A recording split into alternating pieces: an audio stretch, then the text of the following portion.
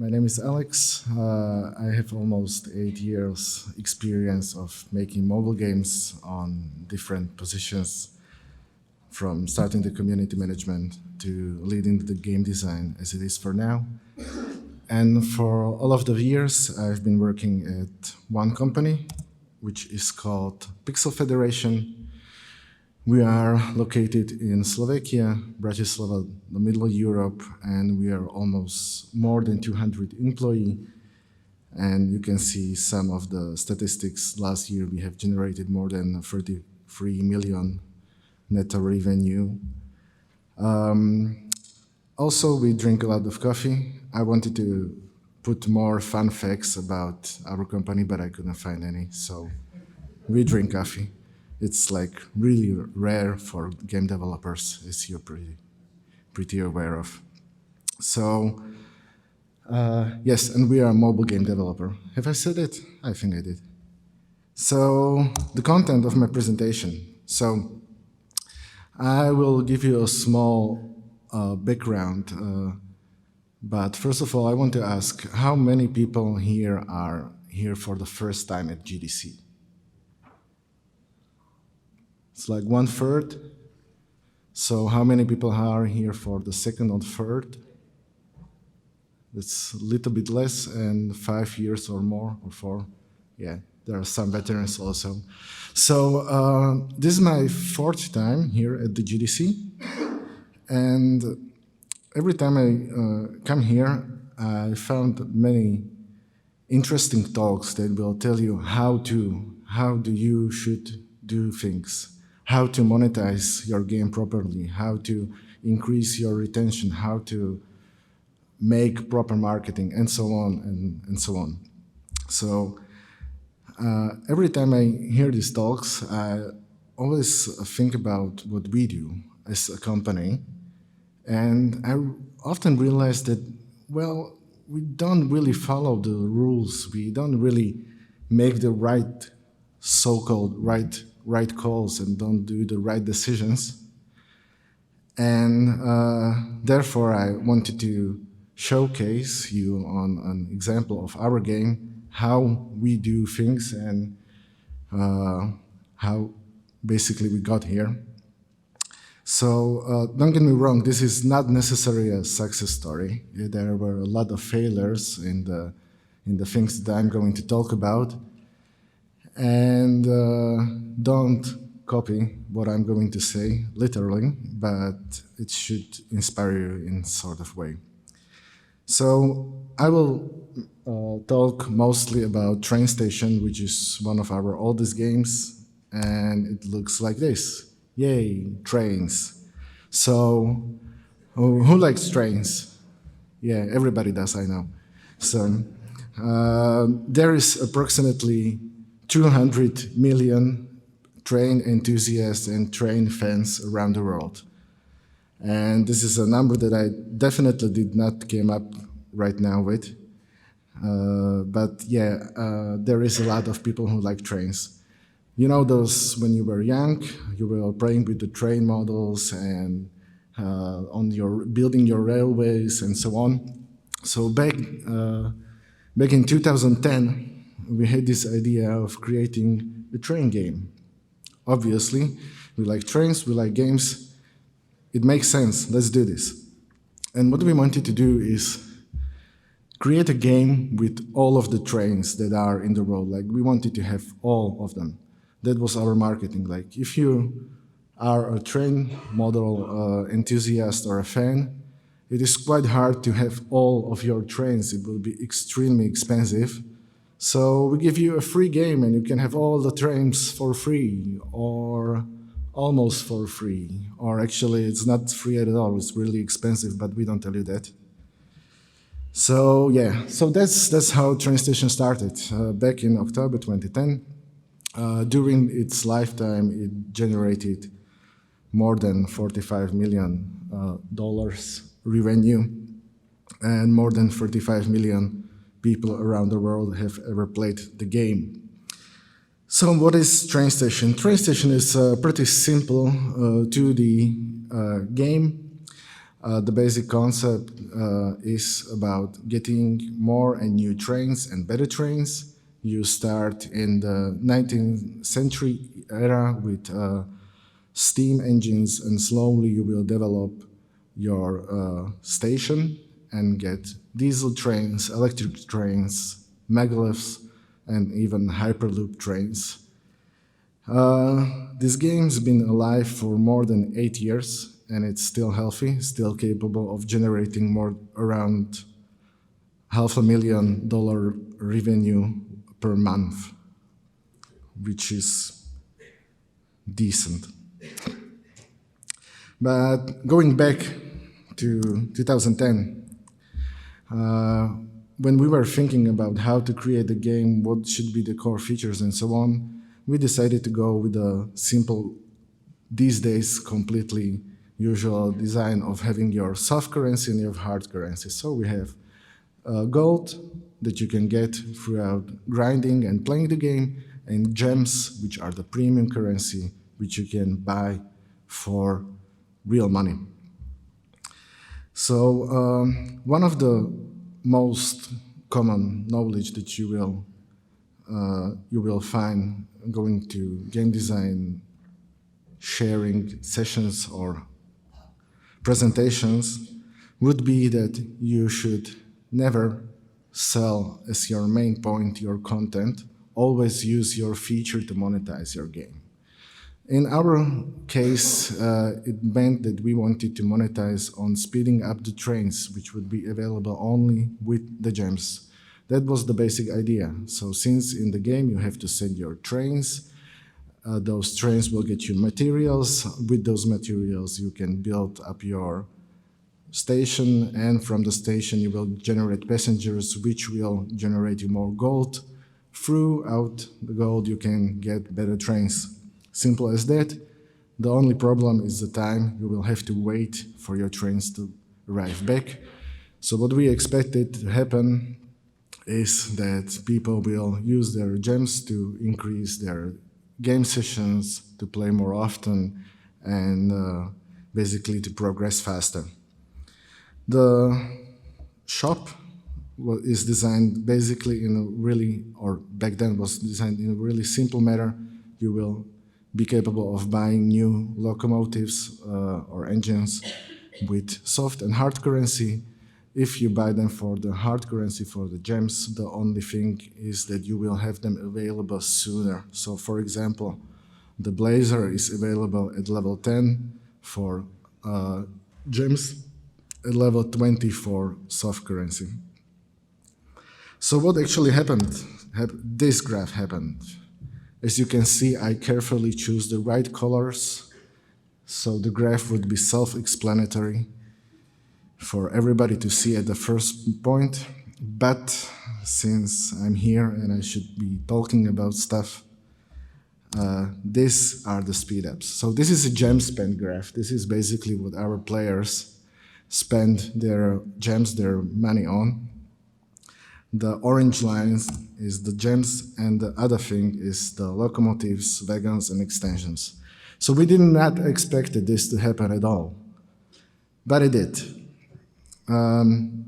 It may seem pretty obvious right now, but I want to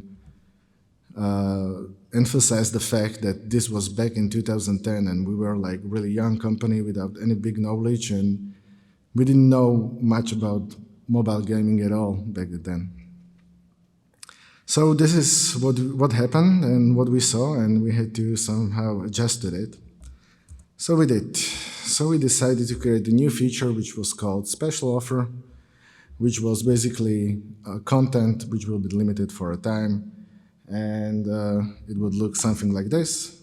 So you can see it's much more heavily on the green patterns, so you will have to spend your money to get these things. It's like more unique locomotives, basically luxury content, and it would be much more powerful. Going back, if you ever, have you heard of content treadmill?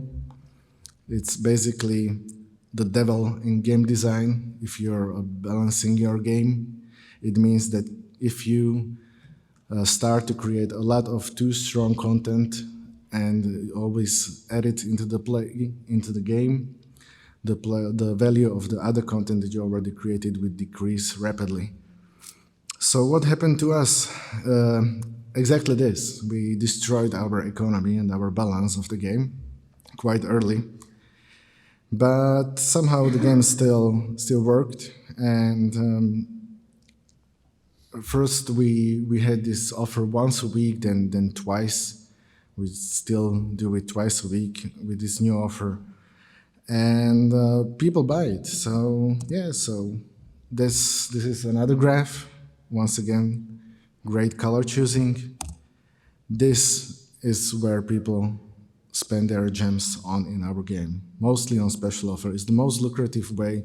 People pay for it, so we basically had to adjust our pipeline to be capable of creating a lot more content.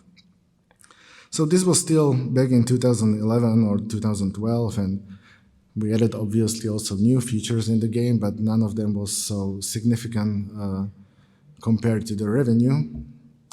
But there are other metrics that you should use, and one of the most common is retention. Well, anytime I would go to a conference, or for example, here at GDC like 6 years ago, I was here for the first time, I will say, yeah, we have this game called Train Station, and it's really fun, and you should see it. And people tend to ask me, so what's your day one retention? And I said, like, yeah, it's around 12%. Their reaction usually was, oh, I'm sorry, your game is dead, and so on. And I was like, no, it's not dead. We still generate like $6 million a year. So they would be surprised. I was surprised also. So the simple logic for us was, okay, if we fix the day one retention, that's the king, that's the thing that everybody keeps talking about, your day one retention and day 3 and day 7. If you have these lots of players getting to your game for real, or just increase your retention and you will increase your money, obviously. So we did it. We tried it. Let's say we tried. So we remade our tutorial at the first iteration. So once again, graphs, this is what happened. I will translate it, nothing happened. We completely remade our tutorial from the scratch. It was much more simpler, much more clearer, and we ran an A/B test, and nothing changed.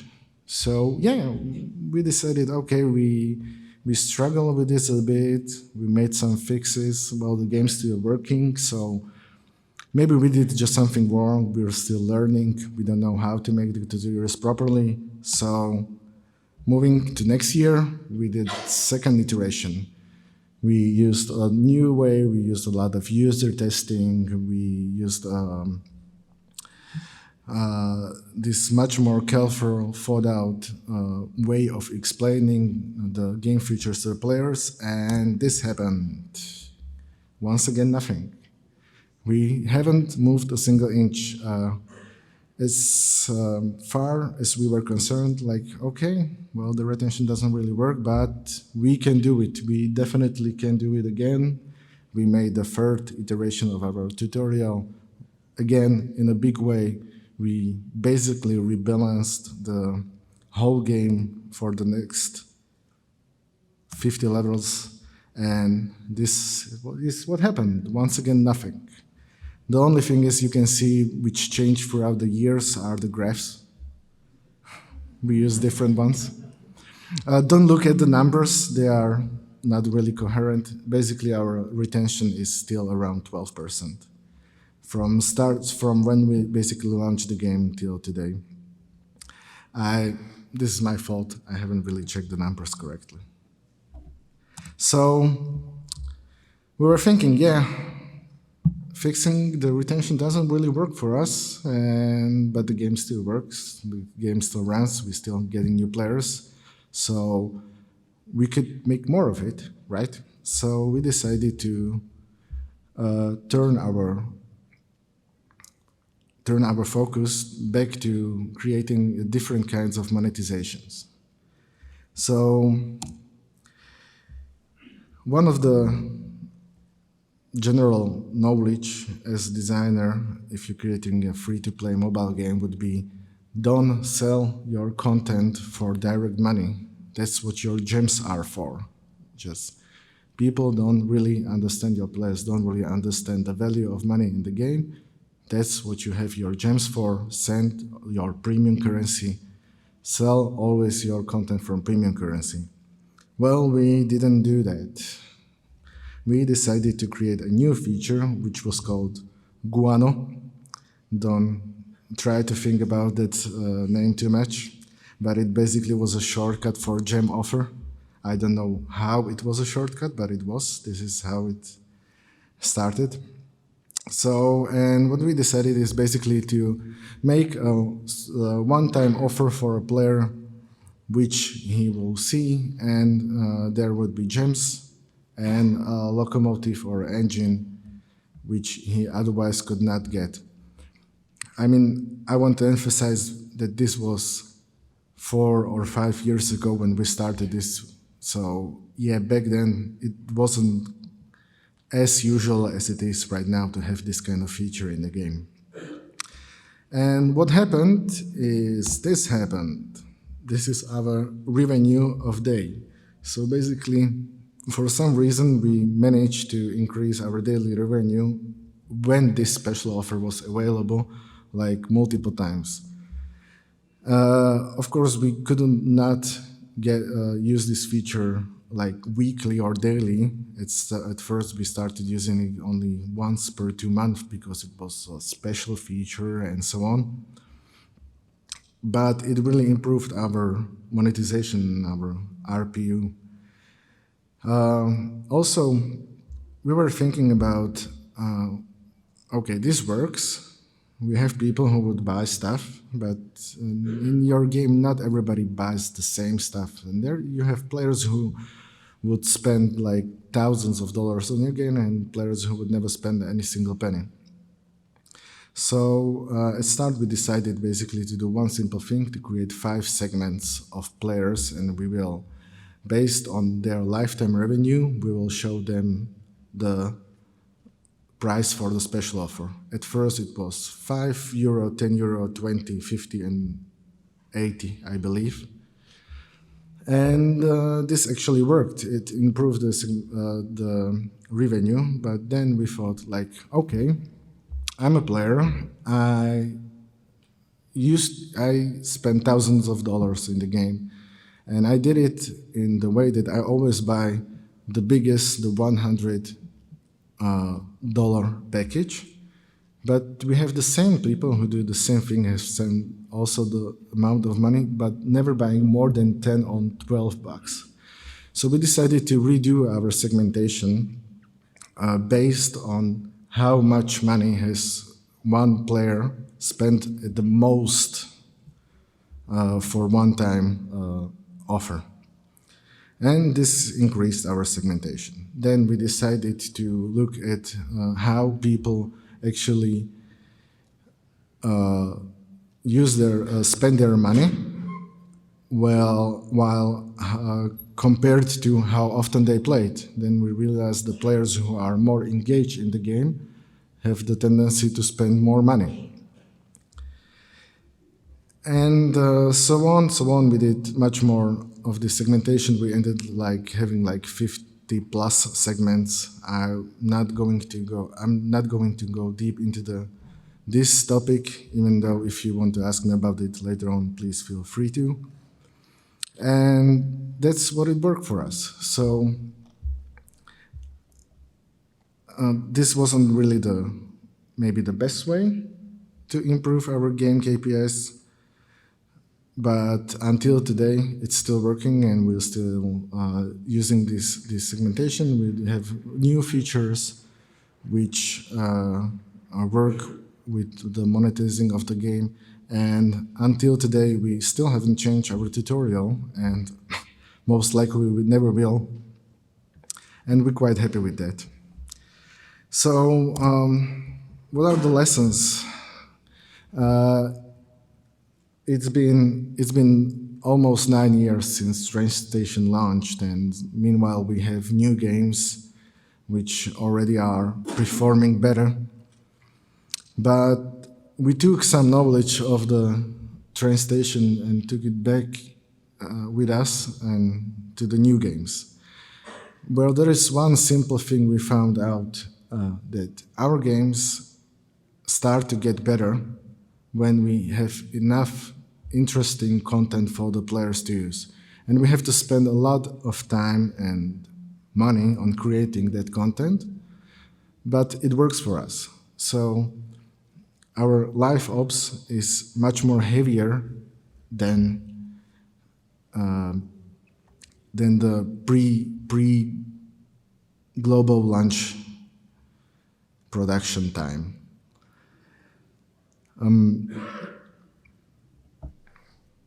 This is something that works for us. I'm not saying that it will work for anybody, but it works for us, and we build on this.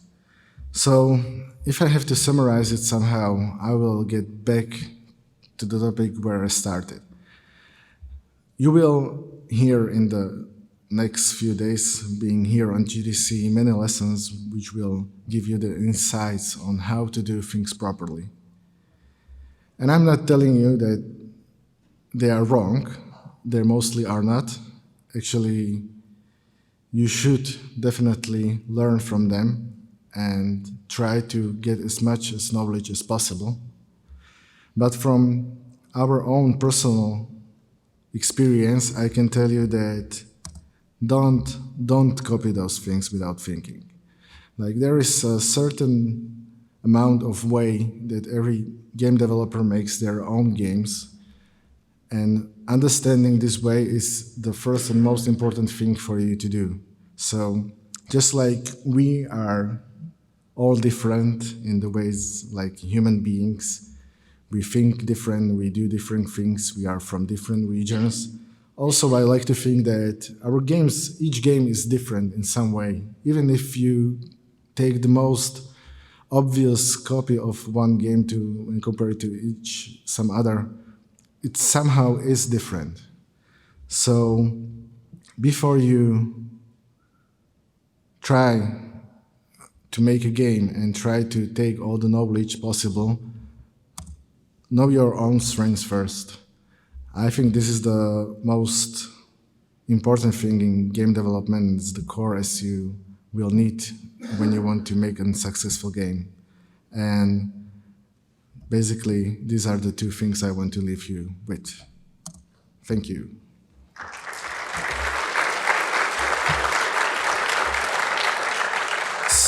So, as I see, we still have time for questions. So, if you have a question, please come to the microphone and feel free to ask me anything.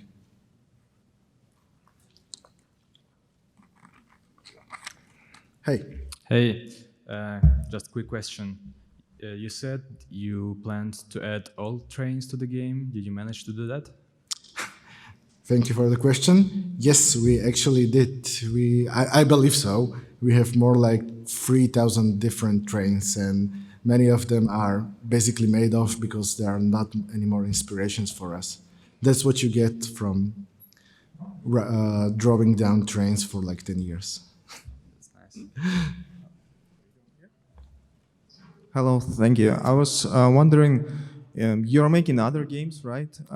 Yep. I saw that Seaport and others. So I just was wondering, do you really care about retention in those games?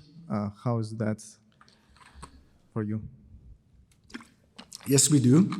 It's not like we don't try to improve our retention. We always try to make better tutorials as before. Okay. But what we take from Train Station to other games is that the parts that are successful, like this heavy content-based creation and this live ops, that's something we take from Train Station. But all the worst, all the bad things, like, for example, destroying your economy, is something that we don't. But we do care about retention, obviously. No, sorry, I will rephrase that. So what I mean is that you tried to improve retention, like changing the tutorial in Train Station, right? And it didn't work. So you're still trying to like change the tutorial in other games, or you see this as a, like, Oh, it's not worth I the see. time to do? Yes, we do try it. Okay. But in case of train station, we decided to make train station 2 because we couldn't fix it in the train station 1. All right. Thank you. Please.